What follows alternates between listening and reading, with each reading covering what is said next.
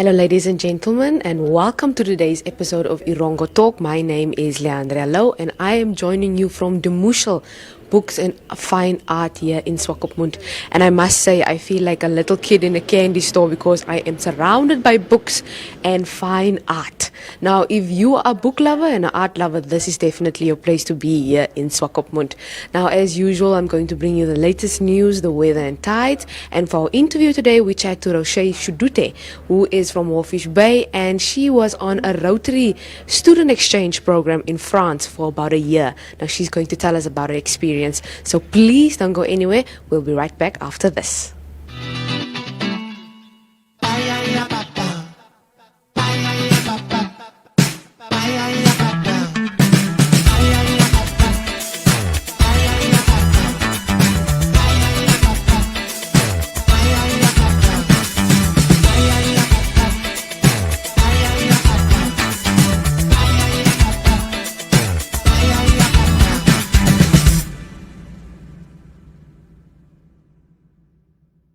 Now I find myself a nice quiet spot here in Die Muschel Books and Fine Art in Swakopmund to bring you the latest news. Now, for more than 6 years after the horrific accident near Henties Bay in which 6 people were killed, there is still no end in sight for the trial. Now, this is the trial that involves Jandre Dappenaar in an horrific accident that took place some years ago near Henties Bay. Now, the marathon trial before the regional court in Swakopmund was supposed to continue last Friday with the state witness and South African accident reconstruction expert Johan Joubert, who was scheduled to travel to Namibia again for questioning. However, due to the country's borders being closed along with associated travel restrictions, Joubert could not enter Namibia and be present in court. Now, the case was therefore postponed to 18 October 2021 when the hearing should continue as planned. Now, last Friday, an arrest warrant issued against Dappenaar in August 2020 was also overturned. Now, Dappenaar is represented by Pietri Tron and Louis Botha, while Tresia Feni appeared for the state. Now, Judge Kano Polton adjourned the case. Now, in the meantime, Dappenaar will remain out on bail until the next court date, which is 18 October, as it has been since the beginning of the process. Now, the Dappenaar trial is the first in Namibia in which a person has to answer for a murder after a traffic accident. Now, he stands accused of 6 cases of murder, reckless or negligent driving, fraud, and driving without a valid driver's license. Now, according to indictment, Dappenaar was reported to have been driving a white Toyota FJ Cruiser from Swakopmund towards Henties Bay on 29 December 2014. Now, shortly before the time, he is said to have overtaken another vehicle on a blind rise where a collision occurred with a white Ford Ranger double cab. Now, of the 4 occupants in the FJ Cruiser, only Dappenaar survived, while Dina Pretorius, 30 years old from Gobabas, Charlene Shkumbe, 24 years old, and Jan Karel Horn, 27 years old from Windhoek, lost their lives.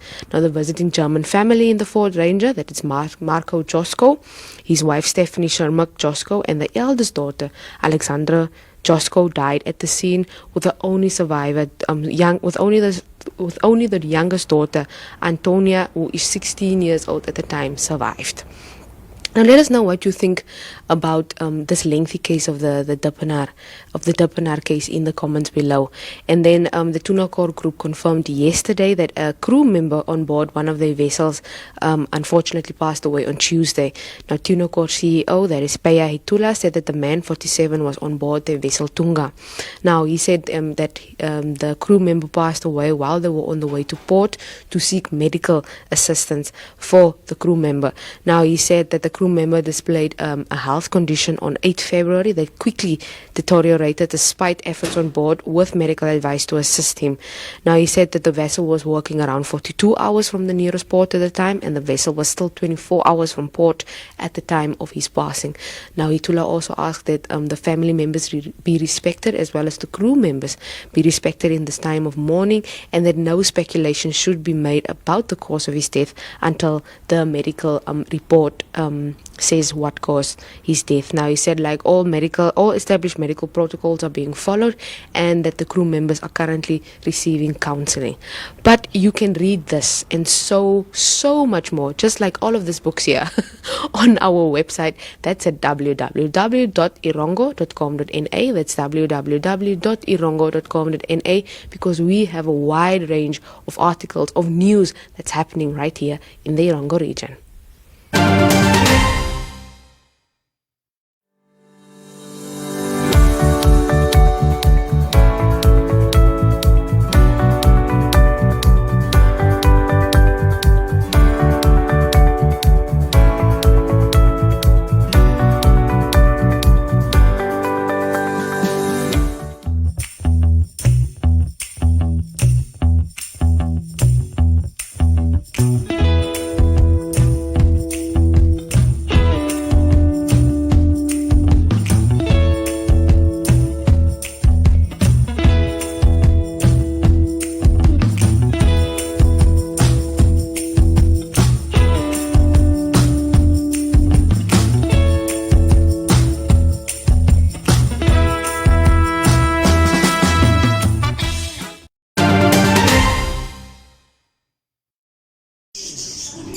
So joining me today is Roux-che Shidute, who is a top student at the Dolphin Schools here in Walfish Bay. How are you doing today, Roux-che? I'm doing very well, and you? I'm good. I'm very good.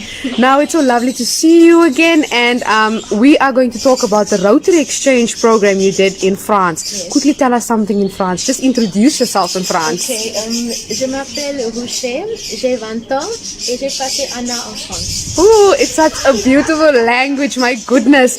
Now, Roux-che, tell us about your journey. Where did it start with the Rotary Exchange program, and how did you wind up in France? Okay, so basically when I was in matric in 2019, I wanted to do a gap year, but I wanted a gap year that would be productive and educational for myself. Yes. And then I heard about this exchange program from my friend Cara Malani. Yes. And she also went to France, and then she told me all about how she traveled, how Yes. she had amazing host families, and just she made me so excited. I was like, okay, I have to sign up for this as well, and that's how I got into the whole program. Sure. Now tell us, what did you do in France? Because I know it was exactly in the time of the COVID-19 pandemic. Yes. Like, walk us through landing in France. What everything. We want to know everything. Okay, so I landed the 4th of January in France, and I found my host family at the airport with the Namibian flag.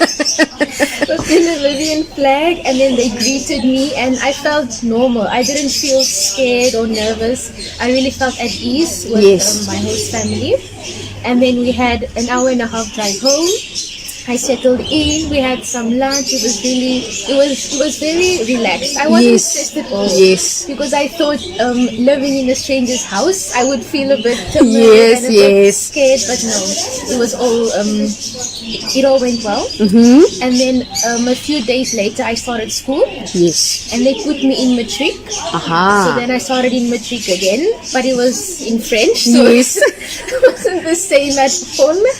And then at school, the kids were very kind to me. They were very curious as well. Yes. I remember at lunchtime, they would all sit around me and just ask me questions about Namibia and asking me if I can speak English. And oh my! everything. Yes. It was very exciting to be at school. Mm-hmm. And then in January, we went to London as well with my host family. Nice. And then in February, during the holidays, we went skiing in the mountains. So nice! You got to see snow! So it was the first time that I saw snow. The first time that I went skiing, the whole package. I did everything for the whole week. I had an amazing experience. Yeah, now I can see from your glow. And then about a week after that, I still had school. Yes. And then the week after that, then we were in lockdown in France. Yikes. That's where things went downhill.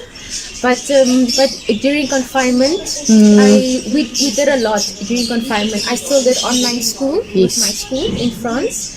I learned French, so I had a lot of time to focus on French as well. And I had a lady from the Rotary in France who helped me with French as well, because she speaks English as well.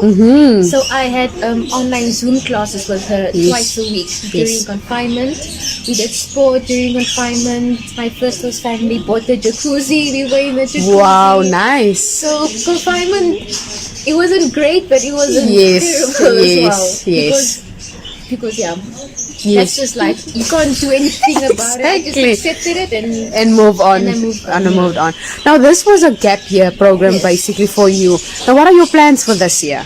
Okay, so for this year, I'm currently still at home until April, May. Yes. And then I want to study hotel and tourism management. Nice. Do you always, or do you have a passion for? Oh yes, definitely. Since I started hospitality studies in Dolphin. Yes. I think I was grade 9 or grade 10. You just fell in love. It was instant. It was just like this. I was just like, I love this subject. This is it. This is where I'm going. This is where I'm headed. Yes. And ever since grade 9, grade 10, I knew I was going to be in this field. Nice. Now, Roux-che, tell me, do you think it's important that school leavers have a gap year to decide what they want to do for the rest of their lives? Oh, yes, definitely. I recommend it 100%. And it's not even just to know what you want to study, because I knew what I wanted to study. Yes. But it's so mind-opening. You become more conscious about the world around you, and not just living in your headspace, in your little bubble. Yes. Because now I feel more open, I feel more conscious about the world. Yes. Because people ask you questions about your country that you never even thought about. Yes. And I would be like, I really don't know. So I learned a lot about my country as well with the process. And the biggest thing is that you appreciate your country more, I believe, after being abroad for a year. Definitely. So definitely I recommend it 100%. Cool. Now, Roux-che, I know you were top student at Dolphin. You were also on the editorial team, Dolphin Digest. You were the editor as well. And that's just, I think, some of your accolades. How did you manage all of that at school? Did you have a time management plan or? Okay, so for me, I'm a busybody. Yes. So I like being busy. If I only have one or two things to do, I'm not very productive. So I didn't really have a schedule. Yes. I just had my priorities, so I knew it just has to get done. I do this one first. I just went with my time, basically. Yes. Because I also did dancing during my matric year as well. And I did netball as well. So I quite busy. Everything, But I love being busy. So cool. Now, some of the kids they started. It's a new school year, and some it's a bit different as well. What would you like to tell them? What advice would you like to give them? I would just like to tell them to bake fast. I know COVID has changed your school experience. I know COVID has taken a lot away from you. I know COVID has changed everything, but just keep strong, and it's not going to be forever. Yes, no, it's not forever. So just bake fast and keeping there. Yeah. Now we go back to your time in France. What would you say was your highlight of being at France? I think my highlight was the friendships I made, because I never expected to be so close to strangers, because in the beginning I was very like you know, and then in the end I was crying for these people at the airport. So you see this big contrast, and it's only 12 months. Yes. So I made these really deep connections in 12 months, and I had 2 host families. Yes. So I made these deep connections with both of them. So saying goodbye twice was Yikes. It was difficult. It was very difficult. Your biggest challenge being overseas? My biggest challenge, I would say, the language. Yeah, I was thinking the exact same thing. The language was a challenge, because in the beginning, you want to talk, you want to express yourself, you know, but you can't, because there's this language gap. Yes. So it's frustrating. to not be able to get your opinion across. Aha. So I think that was very frustrating for me. Yes. Until about May, June. That's when I was confident, and then I could express myself. So that was very refreshing. Cool. Now, are you still involved in the Rotary, Roux-che? Yes. Next week Wednesday, I have a presentation with the Rotary. Ah, nice. Now, how can other learners get involved with the Rotary Club here? I think it's simple. I think you just have to contact the club. Yes. And show your interest. And that's it. And that's it. And you can see France. You can go wherever you want to. Lovely, lovely. And then just finally, any last words from your side, a message to your fellow youth? My fellow youth, I would advise you all to dream big. Don't let people tell you you're overthinking, this is too much, this is no. If you want it, you go for it. Because a lot of people told me, no, I think it's a bit out of line, it's a bit too much. But no, if you have the support you need, go for it. And even if you don't believe in yourself, because someone out there will believe in you. Definitely. No, thank you so much, Roux-che. Thank you so much for talking to us.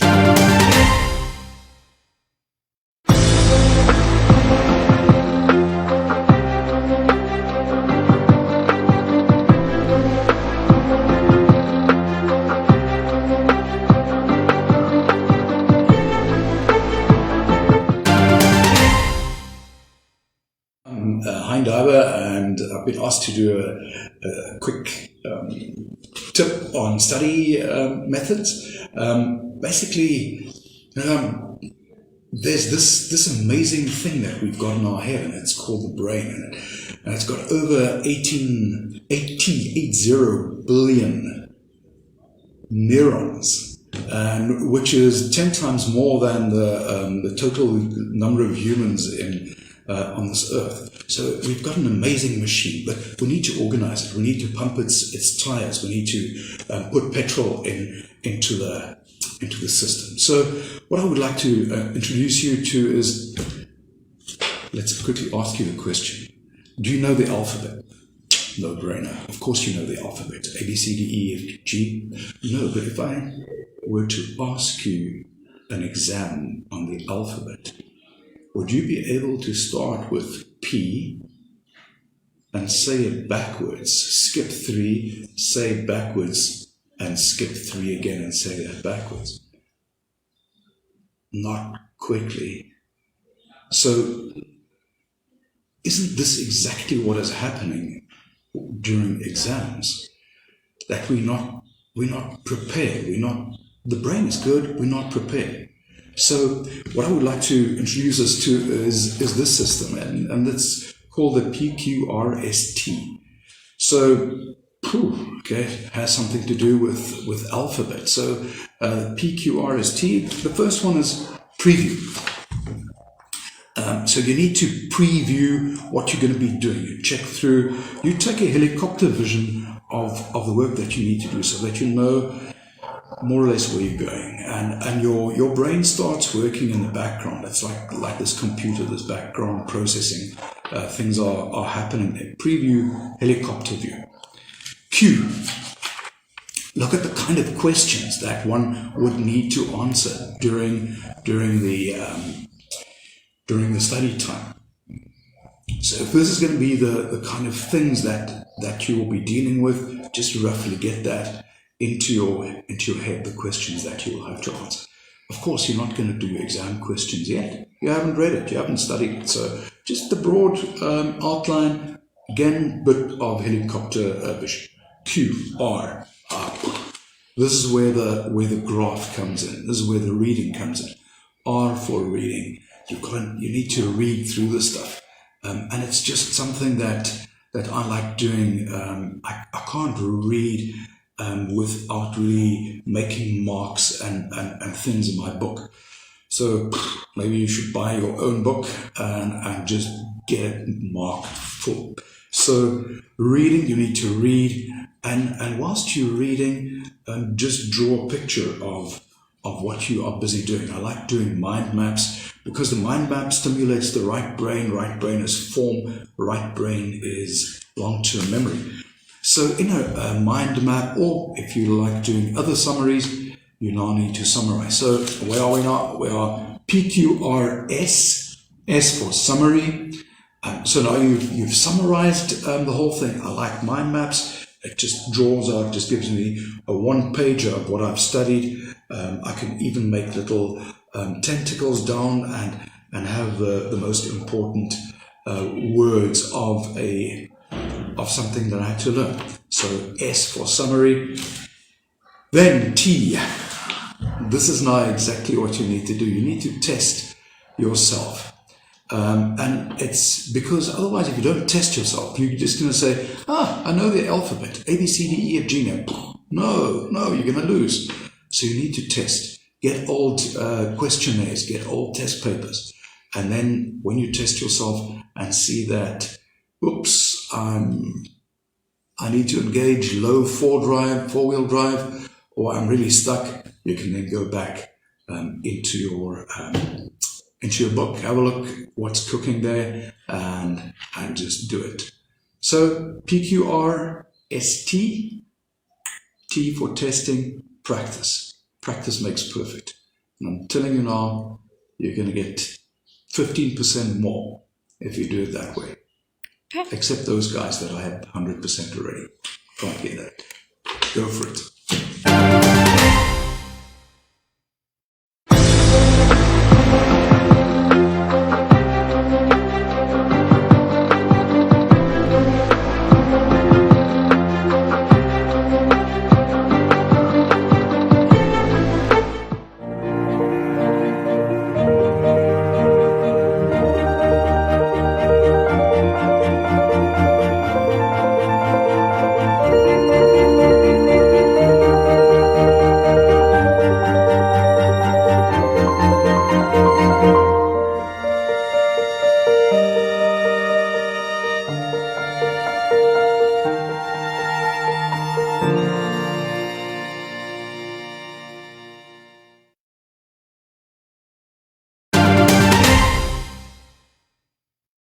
And now it is time for your weather and tides for all the major towns here in the Erongo region.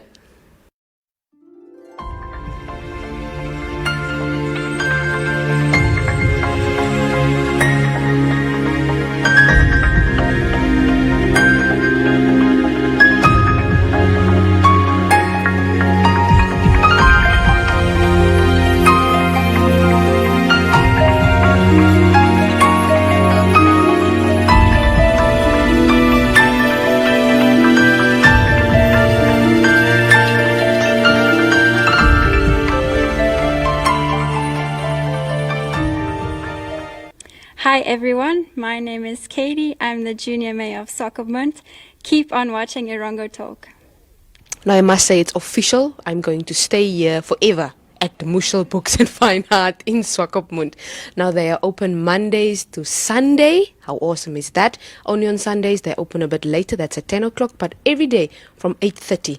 So if you want to enjoy coffee, some breakfast and lounge in this beautiful space of books and fine art, the Muschel is definitely the place to be. But you can also check out our website, that's at www.erongo.com.na. That's www.erongo.com.na for all the latest news happening here in the Erongo region. You can also follow us on Facebook, on Twitter and on Instagram, and you can get in contact with us at 0811 7040. That's 0811 7040 on WhatsApp and on Telegram. You can get in contact with us for advertisement opportunities. You can let us know what's happening in your town, news related, or you can just simply say hi. And another thing is, like I always say, is like no man is an island, and it's the same with Erongo Talk, because we here at Namibia Media Holdings keep you busy from morning until sunset. We have Active Kids in the morning, Africa Good Morning in the morning. We have We Talk, Erongo Talk, we have NMH at 1, we have Klets Kompas, and we have Evening Review, and that's not even the half of it, of what we offer here at Namibia Media Holdings. So keep your tab on Erongo Talk or the Erongo's Facebook page, and you will see all of this happening right there. So until tomorrow, it's almost Friday. I've got a big bucket of Nutella here, so I'm just going to stay here and read books the whole day. So until next time, bye.